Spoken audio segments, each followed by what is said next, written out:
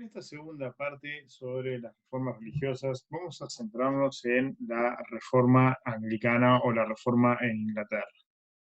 Reforma llevada adelante por el muy conocido rey Enrique VIII, que va a separar su iglesia de la Iglesia Católica de Roma, pero por motivos más que religiosos, si bien algunos tenían ciertas motivaciones en ese sentido, por cuestiones políticas y económicas que eran mucho más importantes.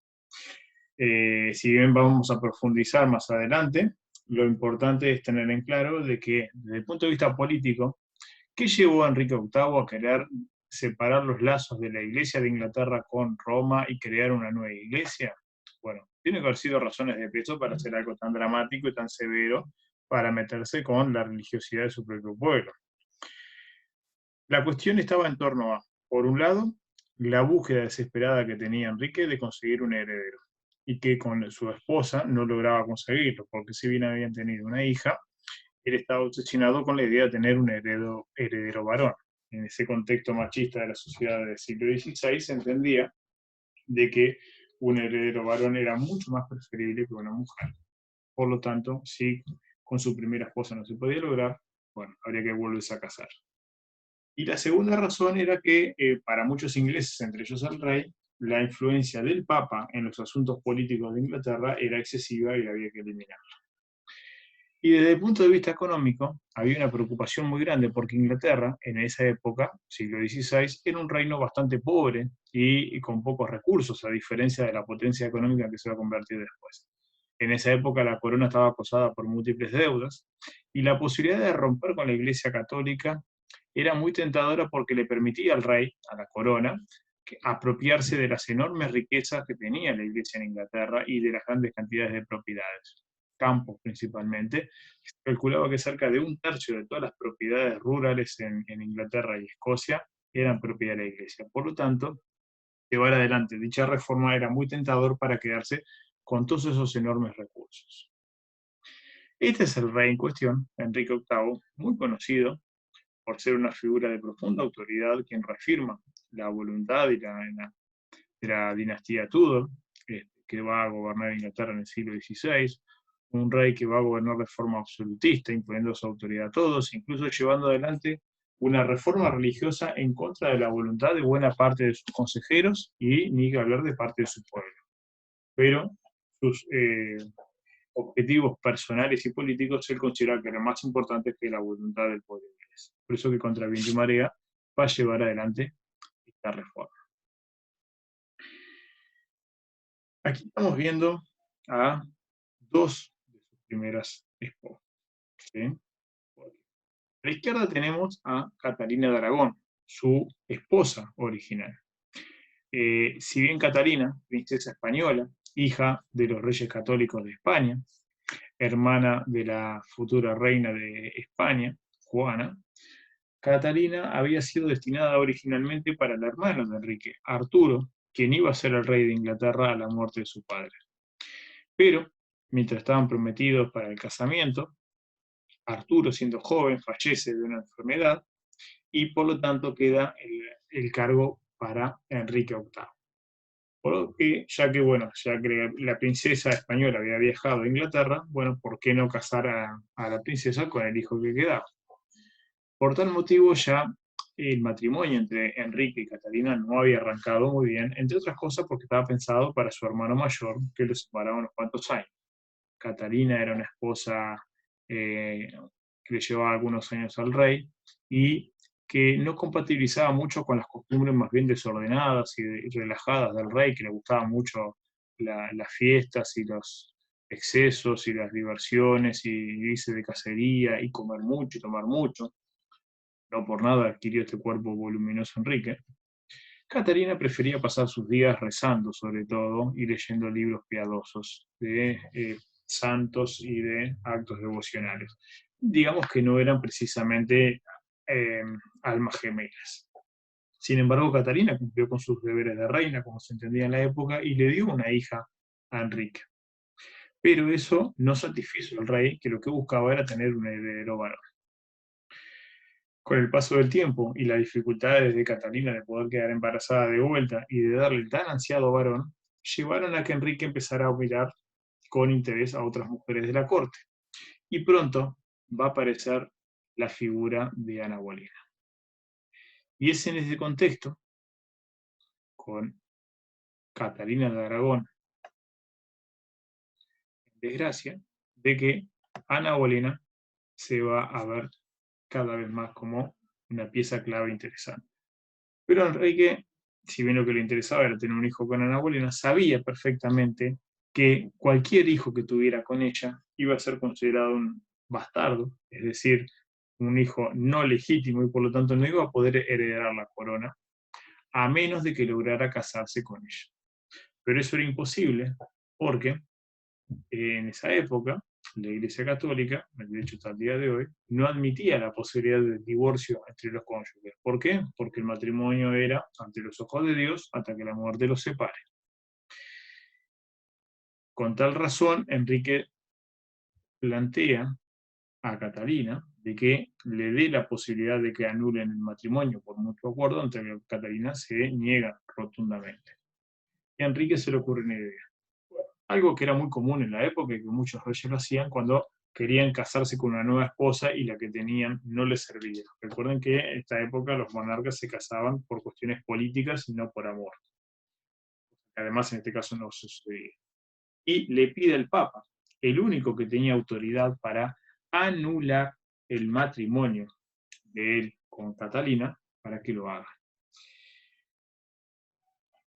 Eso, en circunstancias normales, hubiese pasado sin ningún tipo de problema.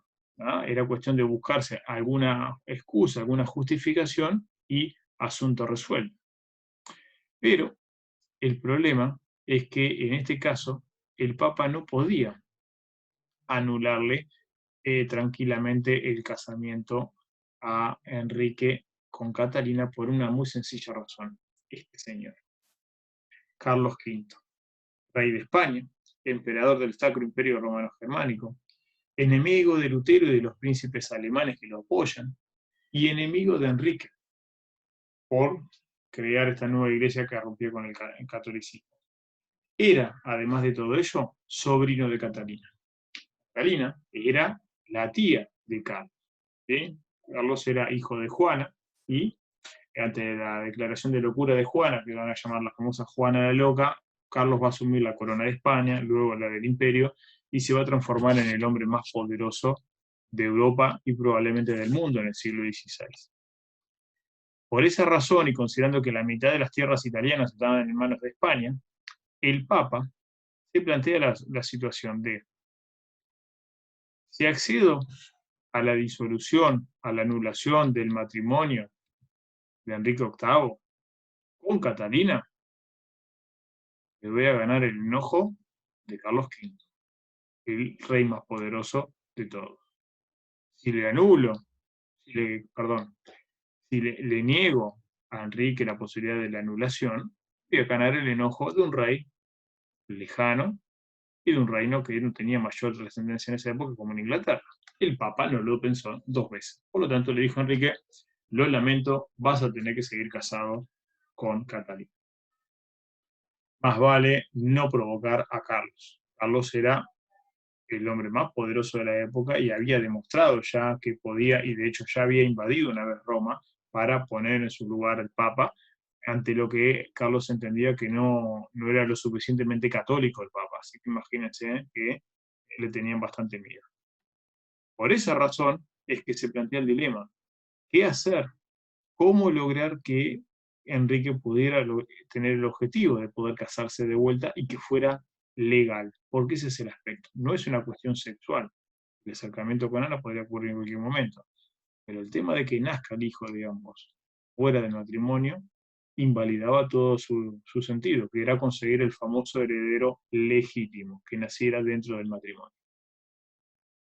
Por esa razón, en 1534, el rey decide dar un paso muy radical y aprobar el acta o ley de supremacía, y con ella crear la Iglesia Anglicana. ¿Qué establecía esta acta de supremacía? Bueno, la ruptura con Roma, directamente, y con el Papa, lo cual implicaba que el rey de Inglaterra pasaba a ser el jefe de la Iglesia Anglicana, es decir, la cabeza de la Iglesia. como jefe de la iglesia, pasaba a tener el mismo poder que el Papa en Inglaterra. Por lo tanto, tenía la potestad para anular cualquier matrimonio religioso. Por lo tanto, podía anular su propio matrimonio. Salió 2-1 el negocio. Inmediatamente decretan que el matrimonio de Catalina con Enrique es nulo. ¿Con qué argumento? Un argumento bastante absurdo para la época y para hoy, pero que se usaba mucho en la época entre los reyes. Establecía una especie como de incesto político. ¿Por qué? Decía, bueno, porque Catalina había estado prometida en matrimonio para su hermano y por lo tanto de alguna manera era como una especie de cuñada de Enrique y por lo tanto no podía haberse casado con ella. Por lo tanto, su matrimonio fue inválido y todo lo ocurrido entre el matrimonio tampoco tuvo validez, lo cual implicaba que la hija que tuvieron ambos pasaba a ser una hija ilegítima, lo cual va a enfurecer a los católicos. La pobre María, hija de ambos, va a quedar despechada y pasada al segundo lugar. Y se puede casar con Ana, lo cual va a dar satisfacción a los deseos de Enrique.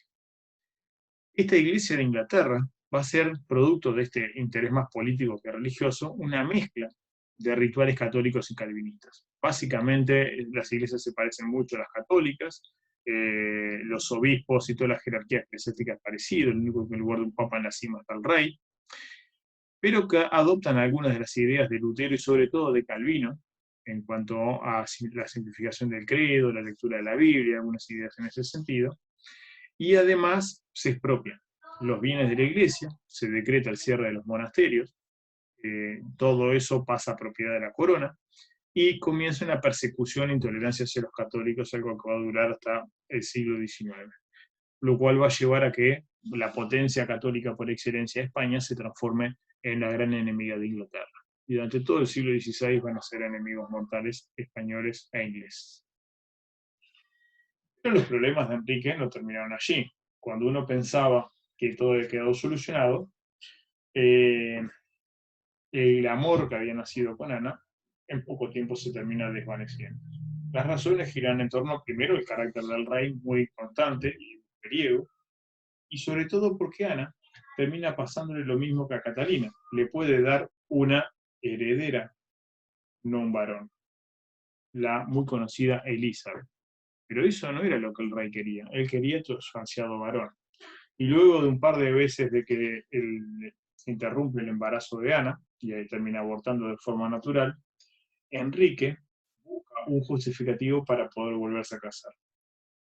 Pero esta vez no puede argumentar el incesto ni ninguna otra forma de nulidad. No había forma de justificar que el matrimonio se anulase, porque si no, no sería legítimo.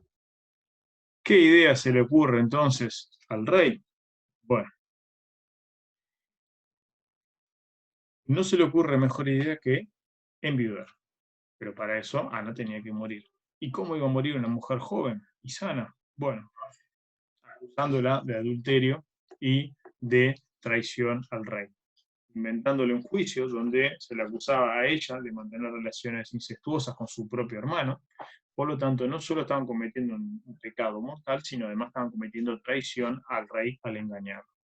La pobre Ana y su pobre hermano fueron ambos falsamente condenados a muerte y ejecutados, y Enrique quedó libre para poder volverse a casar. Es así que termina conociendo a Jane Seymour, su tercera esposa, de la cual finalmente sí va a tener un heredero varón, pero que va a morir en el parto, y luego va a tener otras esposas más, algunas de ellas también van a terminar, una de ellas, Catherine Howard, va a terminar sufriendo un destino parecido a Ana Bolena. Ahora, más allá de la vida amorosa del rey, está el problema sucesorio vinculado al lío que generó con la iglesia anglicana y la anulación de su primer matrimonio. Pongámonos en la óptica de ustedes son un inglés de la época. ¿Aceptaba la nueva iglesia? Lógicamente, el heredero tenía que ser el primer hijo legítimo. El primer hijo legítimo era Isabel, la hija que él había tenido con Ana. ¿Por qué? Porque el matrimonio con Catalina, según la lógica de la nueva iglesia, no era válido y nunca había sido válido. Por lo tanto, ningún hijo nacido en ese matrimonio tenía legitimidad. Ahora, seguías siendo católico, por lo tanto te negabas a aceptar el acta de supremacía y la ruptura de la iglesia con Roma, seguías considerando de que el primer matrimonio era el único matrimonio válido, por lo tanto la hija de ese matrimonio, Mary, a quien vemos aquí, era la única heredera de Enrique legítima. Todos los hijos nacidos con posterioridad eran bastardos. ¿Por qué? Porque el matrimonio de Catalina con el rey siguió siendo para los católicos el único legítimo hasta la muerte del rey. De hecho, Catalina va a vivir muchos años después de la muerte de Enrique. Por lo tanto, se consideraba de que Elizabeth y Eduardo eran bastardos, lo cual va a generar un problema y va a dividir a los ingleses entre católicos y anglicanos. Y cada uno va a considerar a una de sus hijas como la única legítima heredera y por lo tanto a la otra como una bastarda. Los católicos se van a poner detrás de Mary y los protestantes anglicanos detrás de Elizabeth. Pero, al principio, el problema se zanjó de una manera diferente. Como Jane Seymour le dio un heredero varón, cuando Enrique murió, este niño que tenía apenas 9 años, Eduardo VI, asume la corona y por un tiempo ni anglicanos ni católicos lograron poner objeciones a esto. Pero este joven, que había nacido luego de tantos desvelos de su padre, va a tener un futuro desdichado y a los 15 años va a morir, por lo que en poco tiempo, luego de la muerte del rey, se vuelve a plantear el tema. ¿Quién va a gobernar? ¿Mary la mayor y apoyada por los católicos? ¿O Elizabeth, la segunda, y apoyada por los anglicanos, que eran mayoría? Bueno, evidentemente Elizabeth, ¿no? Que era la que tenía el apoyo de la mayoría. No. ¿Por qué? Porque Mary contaba con el apoyo del país más poderoso del mundo en esta época, que era España, exactamente. Y de hecho, Mary se va a casar con el hijo de su sobrino. Algo muy extraño.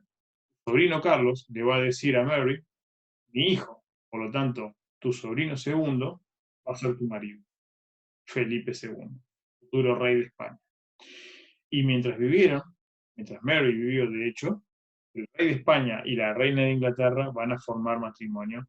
Y durante los 5 años en que Mary fue reina, Inglaterra va a volver a ser un reino católico. Se va a restablecer el catolicismo, se anula el acta de supremacía y se comienza a perseguir de forma bastante dura a los anglicanos y a otros protestantes que había en la isla, como calvinistas y luteranos. Y de hecho muchos de ellos protestantes van a ser condenados a muerte. De ahí que la reina Mary va a ser conocida como Bloody Mary, María la Sangrienta, por la política de represión dictada contra los anglicanos. Afortunadamente para ellos, esta mujer tenía los mismos vicios que el padre, es decir, le gustaban los excesos en la comida y en la bebida, y terminó muriendo de una edad mediana por problemas digestivos debido a sus excesos, lo cual le abrió el trono, luego de la muerte de Eduardo y de Mary, a Elizabeth. Y esta reina, que va a llegar al trono siendo bastante joven, va a tener un largo reinado hasta que muera de vieja. Y con ella se restablece el anglicanismo de su padre. ¿Por qué? Porque Mary había sido criada por Catalina, católica devota, mientras que Elizabeth había sido criada por la corte en el entorno anglicano. Entonces, mientras que durante los 5 años del reinado de Mary, Inglaterra volvió al catolicismo, luego, ya con Elizabeth, el anglicanismo se afianzó en Inglaterra, y curiosamente, Elizabeth va a hacer exactamente lo mismo con los católicos que hizo Mary con los anglicanos. Los va a comenzar a reprimir y va a condenar a muchos de ellos a la muerte. Entre ellos al propio embajador español en Londres por conspirar contra ella. No le temblar el pulso por ordenar la muerte de varios de ellos. ¿Por qué? Porque conspiraron contra ella para derrocarla. Incluso condenó a muerte una prima suya, otra Mary, pero que era reina de Escocia, y era prima suya. Y como era católica también, muchos católicos en Inglaterra querían que la reina escocesa terminase asumiendo la corona de Inglaterra. Por lo tanto, ella les ganó de mano y la condenó a muerte antes de que pudiera reunir un ejército para derrocarla. Una historia familiar bastante complicada la que tenían los Tudor. Bueno, eso desde el punto de vista de las iglesias protestantes. Para rematar, tenemos que decir de que la Iglesia Católica, con todos estos desafíos y sobre todo con la pérdida de enormes territorios del norte de Europa, producto de la Reforma Protestante, se tuvo que enfrentar a una serie de cambios y de desafíos nuevos y de luchar contra los protestantes.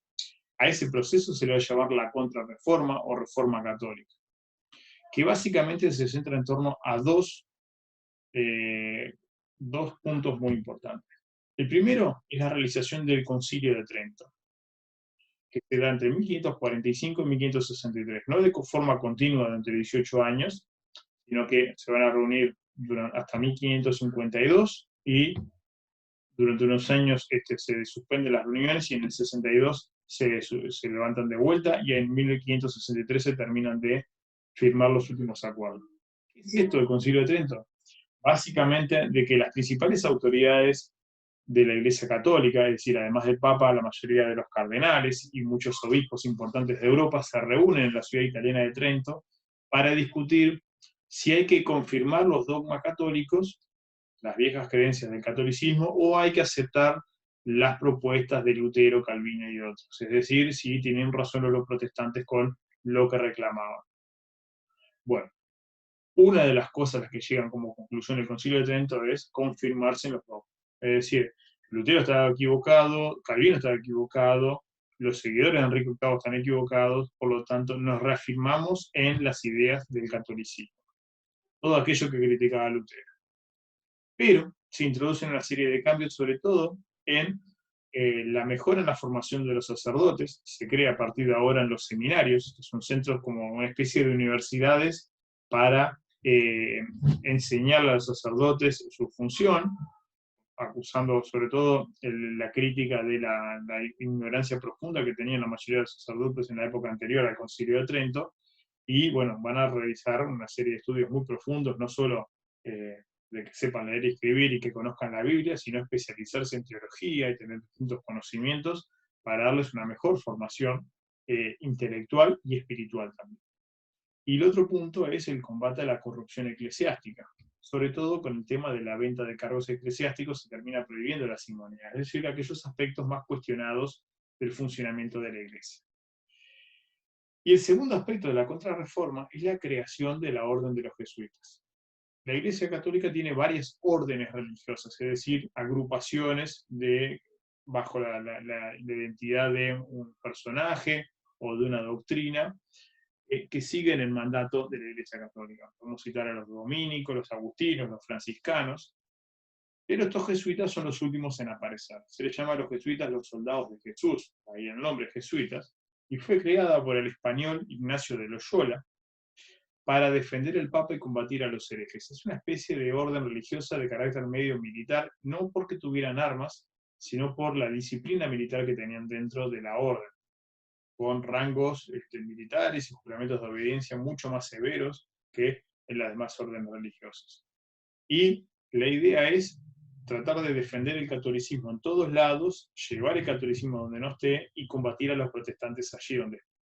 Y sobre todo eso se va a dar con un fuerte énfasis en la educación de los niños, hasta el punto que los jesuitas después se van a hacer célebres por muchos de sus colegios o seminarios, ahí el nombre que veíamos hoy en la formación de los sacerdotes, que incluso hasta el día de hoy en Uruguay y en muchos países hay colegios vinculados a la orden jesuita, como por ejemplo el colegio seminario. Y este es el origen de los jesuitas. Como nota de color, vale recordar que el actual Papa de la Iglesia Católica, Francisco, es el primer Papa que surgió de la orden de los jesuitas. Nunca, hasta la elección de Francisco en el 2013, se había elegido como Papa a un miembro de esta orden religiosa. Generalmente pertenecían a otros. Por cierto, tampoco se eligió Papa a ningún miembro de la orden meneciana, que es otra de las órdenes que ustedes pueden conocer. Bueno, esto es todo hasta aquí en cuanto a las reformas religiosas. Hasta luego.